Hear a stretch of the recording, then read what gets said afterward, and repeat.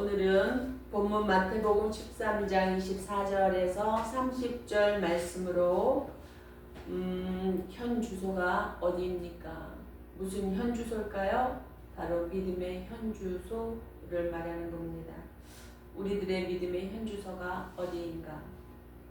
또한 다시 한번 점검하는 한 시간 되기를 바랍니다. 오늘 본문 말씀에 보면은 천국은 좋은 씨를 제밭에 뿌린 사람과 같으니 천국은 이런 곳이다 라고 말을 하십니다. 바로 이 천국은 지상 교회를 가리키는 말씀입니다. 예수님이 복음을 전하여 천국의 아들들, 즉 택한 백성들을 불러서 교회에 세웠는데 얼마 후 교회가 성장한 뒤에 보니 가라지, 잡초가 있더라는 겁니다. 즉 악한 자, 믿음이 없는 자도 교회에 있더라는 것입니다. 그것은 원수가 그렇게 한 것이다 라고 주님이 말씀하시죠. 자, 믿음이 없는 자도 교회에 있고 악한 자도 교회에 있다 라고 하신 겁니다. 그러므로 교회 내에 마귀의 자식도 섞여 있게 된 것입니다. 우리가 교회에서 서로 형제요 자매요 라고 교제하는 가운데에서도 그럴 수 있다라는 것을 기억하셔야 합니다. 예수님은 가룟 유다가 누군지 아셨습니다. 그럼에도 그를 제자라는 그 자리에 두고 가르치시고 지켜보셨습니다. 그래도 그를 제자로 두신 것은 후대에 교육자와 교인들 가운데에도 택하지 않은 자, 가라지 같은 자가 섞여 있을 것을 우리에게 가르쳐 주시기 위한 목적이 있습니다. 여기서 원수라고 하신 것은 바로 마귀, 악의 영들을 말씀하신 겁니다. 교회 안에서 곡식도 자라나고 가라지도 자라나는 겁니다. 가라지는 마귀의 자녀이기 때문에 아무 유익이 없고 해만 끼치니 뽑아 버려야 하지만 주님 말씀하시기를 가라지를 뽑다가 곡식까지 뽑을까 염려되니 그냥 두라고 말씀하십니다. 가끔 교회를 어지럽히는 사람들이 있어요. 그 사람 때문에 교인들이 상처를 받고 아파할 때도 있습니다. 그래도 목회자는 그것을 품고 가야 하는 겁니다. 교회 안에 가라지가 있는 것은 필연적인 사실입니다. 주님께서 그렇게 말씀하셨기 때문입니다. 그래서 그냥 내몰라라 하라는 말씀 아닙니다. 교회자도 성도도 교회 안에 가라지가 더 많이 뿌리 내리지 못하게 해야 할 의무와 책임이 있습니다.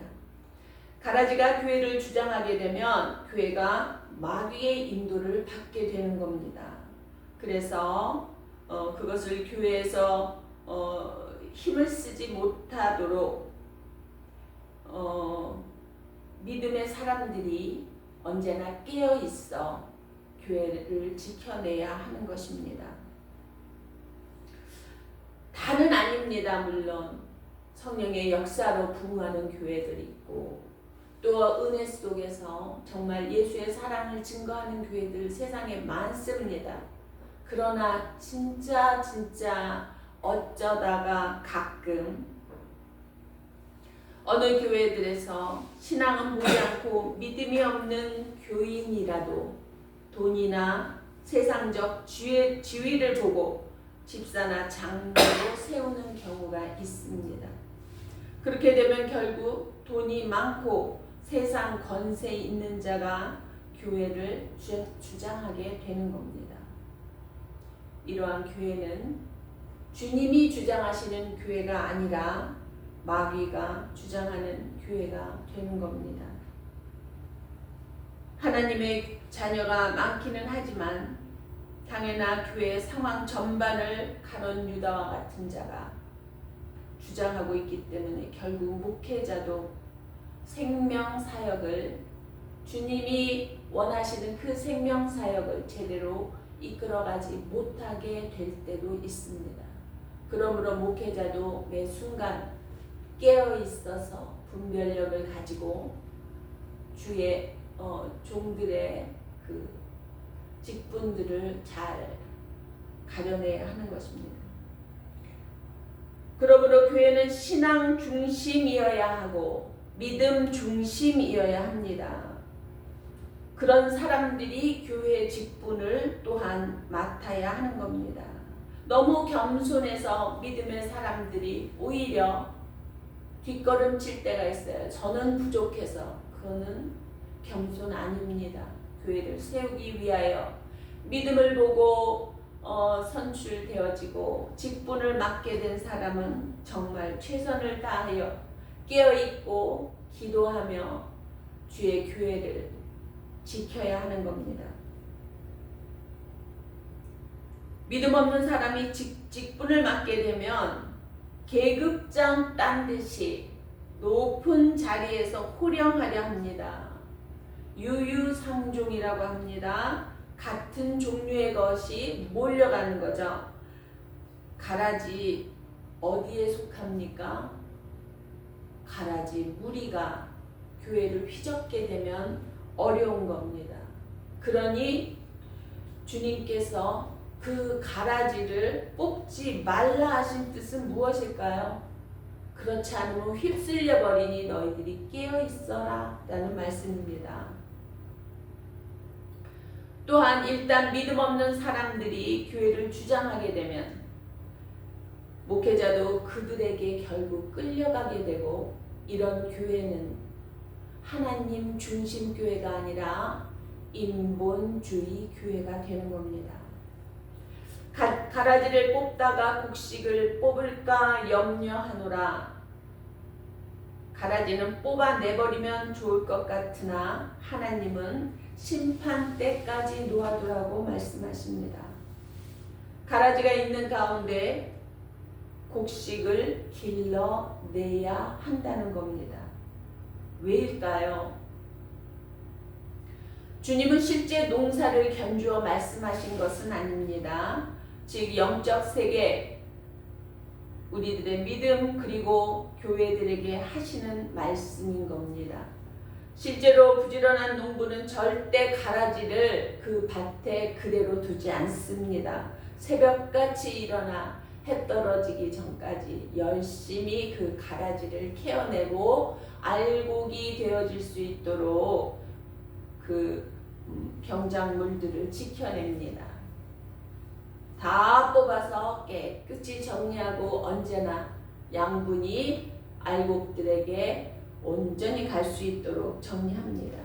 그래야 농작물이 잘 자라납니다. 그런데 만약에 교회에서 믿음이 없어 보인다고 다 내쫓아 버린다면 교회는 성장하지 못할 것입니다. 뿐만 아니라 교회가 유지될 수도 없습니다. 우리가 교회 생활에서 많은 경험들을 하는데 정말 구제받지 못할 것 같은 사람도 어느 날 하나님의 사랑을 깨닫고 그 은혜를 받으면 180도 바뀌게 됩니다. 360도 바뀌면 그 자리죠. 180도 바뀌어서 정말 다른 사람이 되어지는 것들을 우리는 종종 봅니다. 한 영혼을 천하보다 귀히 여기시는 하나님이시잖아요. 그래서 천국에서 그 영혼 때문에 얼마나 기뻐하시겠습니까? 바로 주님은 우리에게, 교회에게 그 역할을 주신 겁니다. 그런데 그 가라지가 누군지, 그 알곡이 누군지 우리로서는 알지 못합니다. 하나님은 아시지요. 그러니 끝날까지 가보자 라고 하시는 겁니다. 끝날까지 지켜보라고 하시는 겁니다. 오늘 또한 본문에서 주의 깊게 새겨보아야 할 또 하나의 말씀이 있습니다. 27절 8절을 보면은 집주인의 종들이 와서 말하되 주여 밭에 좋은 씨를 심지 아니하였나이까? 그러면 가라지가 어디서 생겼습니까? 우리가 믿음 생활을 하면서 살다 보면 그저 좋은 일만 있지 않습니다. 어려움이 생길 수 있습니다. 그럴 때 주님께 물어보는 겁니다. 여쭤보는 겁니다. 28절 다시 봅니다. 주인이 가로되 원수가 이렇게 하였구나. 종들이 말하되 그러면 우리가 가서 이것을 뽑기를 원하십니까? 또 물어봅니다. 물어볼 때 주님은 대답을 하십니다. 종들이 주님께 물어볼 때 이것은 나의 뜻대로가 아니라 주님의 뜻대로 하겠다는 순종의 의미입니다. 종들이 가라지가 뭔지 모르겠습니까? 그냥 뽑아버리면 되는 것이 가라지입니다. 알곡이 잘 자랄 수 있도록. 그런데 순종의 종은 주님의 뜻을 알기 원하고 그 뜻대로 행하기를 기뻐하는 겁니다. 전에 오는 일화예요. 오래된 얘기인데 예전에는 우리 그 기독교가 없을 때 카톨릭이 원교라고 했죠. 그때 은혜 때에 신부 되기를 원하는 청년들이 많이 있었습니다. 유명한 신부님인데 지금 문득 생각이 나는데 그분의 이름은 제가 잊었습니다. 근데 그 두 청년이 그 신부님을 찾아갔습니다. 그래서 신부가 되기를 원합니다. 네, 저희들을 제자로 받아주십시오 하고 찾아갔습니다. 근데 그 신부님이 밭에 무엇인가를 심고 있었습니다. 근데 아무 말씀도 안 하시고 그 야채를 하나씩 주시면서 배추를 주셨다 그랬어요. 배추를 하나씩 주시면서 이 배추를 심어라. 근데 이파리를 땅속으로 심어라. 이렇게 하고 가신 거예요. 그리고는 두 말도 안 하고 가버리셨어요. 배추는 뿌리가 땅속으로 가야 제대로 자라고 살아있을 거 아니에요. 이파리를 땅속에 심으면 썩어버리겠죠. 그럼 그거는 썩고 마는 겁니다. 그러니 청년 하나가 너무 의아했어요. 뭔가 착각을 하셔서 말씀을 잘못하셨구나. 이렇게 생각을 한 겁니다. 그런데 한 청년은 그저 저희 신부님께서 우리 스승이 될 저분께서 배추 이파리 쪽이 땅속으로 가라 하셨으니 무슨 뜻이 있겠구나. 그리고 그대로 심었습니다. 말대로 땅속으로 배추 잎을 심었습니다. 한 청년은 잘못 생각하신 거야. 이건 상식적이지 않아. 그러면서 뿌리를 땅속에 심었습니다. 얼마쯤 있다가 그리고 이제 기다리고 있는데 그 신부님이 나오셨어요. 하라는 대로 이제 밭을 보셨어요. 그리고 말씀하셨어요. 뿌리를 땅속에 심은 청년은 탈락이 됐습니다. 어리석게도 이파리를 땅속에 심은 그 청년은 합격을 한 겁니다. 예수님의 마음입니다. 왜 그렇게 하라고 하셨는지 알 수 없지만 그게 주님의 뜻이라면 순종을 해야 하는 겁니다. 순종하느냐 안 하느냐를 보신 거예요. 그 신부님도. 근데 한 청년은 자기의 상식을 믿었고 한 청년은 스승될 그분의 말씀을 따른 겁니다. 순종하는 자가 주의 종입니다. 이렇게 순종을 하겠다는 마음으로 언제나 주님 앞에 나를 내어놓고 주님의 뜻을 따르는 자가 주님의 종입니다. 어떤 좀 깐깐한 목사님이 한 분 계십니다. 근데 언젠가 그런 말씀을 하시더라고요. 마음에 안 드는 교인들 다 내보냈더니 교회가 성장을 안 하더라. 그래서 이제는 그냥 내버려 둔다. 그랬더니 내 가슴이 뒤집어진다. 그래도 교회 재정이 채워지니 좋다라고 말씀하시더라고요. 대답을 할 수가 없어서 그저 미소로 끄덕끄덕으로 그냥 대응을 했습니다. 분명히 목사님이시고 목회를 하고 큰 교회를 유지하시고 교회 치리도 아주 잘 하십니다. 그런데 제 안에서는 너무 건방진지는 모르겠지만 저분은 모든 것을 자기 뜻대로 하시는구나. 근데 참 잘하시는구나. 그 결과는 저는 모르겠습니다. 근데 그분을 보면은 어떤 모임에서건 자기의 목소리에 따르지 않는 자는 다 적으로 삼아버리시더라고요. 그래서 그런가 라는 생각이 듭니다. 목회자뿐 아니라 우리 모두는 다 믿음의 종입니다. 믿음의 주여 온전케 하시는 주님을 주인 삼은 자라면 그분의 뜻을 알고 그분의 뜻대로 행하기를 기뻐하는 것이 옳은 것입니다. 뿐만 아니라 우리가 지금 믿음이 있다 하여 그것을 자랑 삼을 일도 아니라는 겁니다. 믿음은 언제나 현재형이고 진행형이어야 합니다. 잡초 같은 영혼이 구원받을 수도 있지만 알곡인 줄 알았던 것이 아닐 수도 있더라는 겁니다. 마태복음 3장 1절에서 12절을 요약해 읽겠습니다.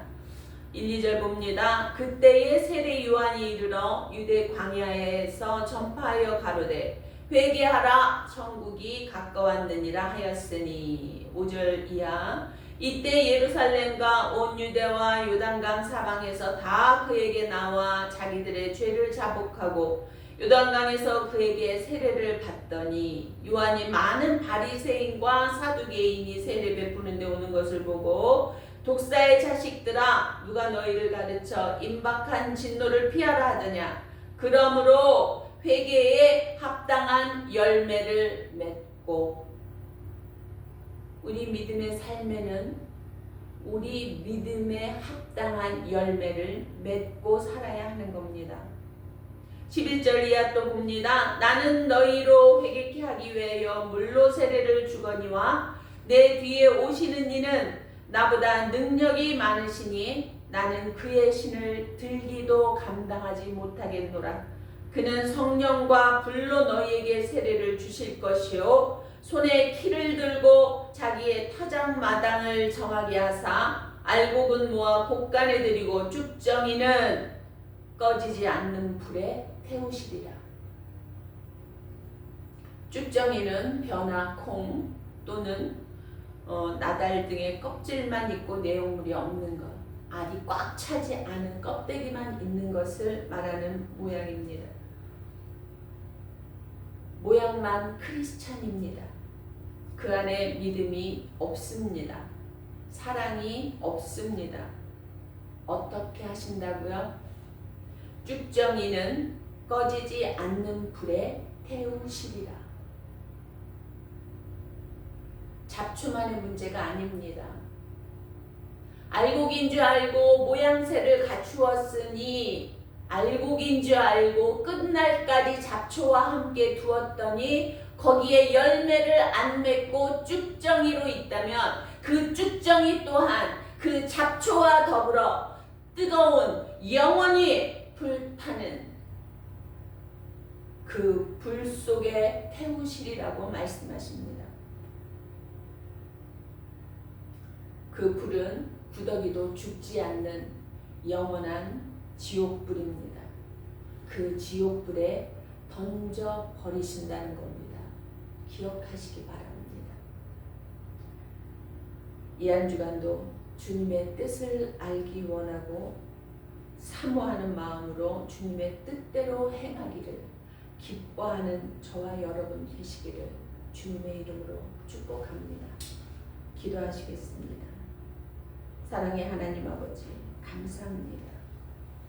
저희들의 믿음의 현 주소를 늘 점검할 수 있는 믿음 되게 하시고 자고하지 아니하며 자랑하지 아니하며 판단하기보다 주님의 뜻을 먼저 생각하는 저희들 되게 하시고 주님의 뜻이여든 언제든지 무엇이든지 순종하는 믿음으로 행하여 나가는 믿는 자녀들 다 되게 하여 주시옵소서. 이 한 주간도 믿음으로 승리할 수 있도록 지켜주시고 성령 충만함으로 저희들에게 허락하시사 끝까지 승리하는 믿음을 지켜내는 한 주간 되게 하여 주시옵소서. 감사드리옵고 예수 그리스도의 이름으로 기도하옵나이다. 아멘.